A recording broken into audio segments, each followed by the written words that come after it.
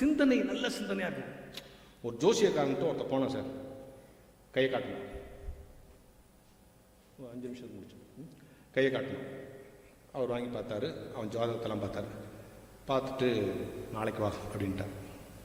நான் வெளியூர் போகிறேன், நாளைக்கு வா பார்த்து சொல்கிறேன்ட்டார். அவங்க ஒய்ஃப் கேட்டார், நீங்கள் எந்த வெளியூரும் போகல, ஏன் அவனை நாளைக்கு வான்ட்டீங்க? நீங்கள் அப்படி யாரையும் திருப்பி அனுப்புங்க.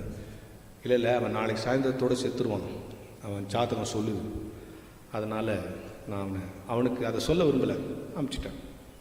அவன் வாங்கிட்டே போனான். போகிற வேலை பெரிய மழை, இடி, மின்னல், என்ன பண்ணுறதுன்னு தெரில. டக்குன்னு ஒரு பாழடைஞ்ச கோயில் இருந்துச்சு, அந்த கோயிலில் போய் நின்னான். அந்த கோயிலை சுற்றி பார்த்தா கோயில் பயங்கர பாழடைஞ்சு, யாரும் பராமரிக்கல. ஆனால் கோயில் அழகாக இருக்குது, பராமரிக்காமல் ஒட்டடை கிட்டடை அழுக்கு ஒவ்வால் அது இது சுற்றி நிற்குது. வச்சு இந்த மழைக்கு ஒதுங்குற நேரத்தில் நின்று இந்த கோயிலை பார்த்தேன். இந்த கோயிலை மட்டும் அழகாக பண்ணால் எப்படி நல்லாயிருக்கும், நம்ம மட்டும் பணாச்சுன்னா இந்த கோயில் இந்த பக்கம்லாம் வெள்ளை அடிச்சு, இந்த பக்கம் இது பண்ணி, இந்த பக்கம் பெயிண்ட் அடிச்சு, அந்த பக்கம் லைட் போட்டு அப்படின்னு கற்பனையில் இந்த கோயிலை சரி பண்ணுறான். சரி பண்ணி அப்படியே மயக்கத்தில் வந்துட்டான். திடீர்னு ஒரு பெரிய சத்தம் வச்சு டக்குன்னு வெளியே ஓடியான்ட்டான். இவன் வெளியே வந்த பிறகு அந்த கோயில் இடிச்சு விழுந்துருச்சு. வீட்டுக்கு போயிட்டான். அவங்க ஒய்ஃப் கேட்டா, என்ன ஜோசியக்காரன் அந்த போனீங்களா? இல்லை, அவர் நாளைக்கு வர சொல்லிட்டாரு. சரி, நாளைக்கு போய் கேட்டுவாங்க, வழியில் வேறு இந்த மாதிரி கோயில் இப்படி ஆயிருக்குன்னு சொல்லியிருக்கீங்க, போயிட்டு வாங்க. அடுத்த நாள் காலைல ஜோசியக்காரன் பார்க்கணும். ஜோசியக்காரன் பார்த்தோன்னா அதிர்ச்சி. ஆக்சுவலாக இவன் என்ன ஆயிருக்கணும், நேற்றே முடிஞ்சிருக்கணுமே, வரானேன்ட்டு. ஐயா என்ன விஷயம்? ஐயா நேற்று போய் இன்றைக்கி வர சொன்னீங்கன்ட்டு உன் ஜாதகத்தை வாங்கிட்டு திருப்பி போய் அவர் உள்ளே ரெஃபர் பண்ணுறாரு.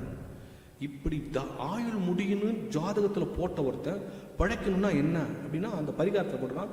அவன் ஒரு பெரிய கோயிலை சரி செய்து செப்பனிட்டு அந்த கோயிலை கும்பாபிஷேகம் நடத்தினால் அவன் பிழைப்பான் அப்படின்னு போட்டிருக்கு.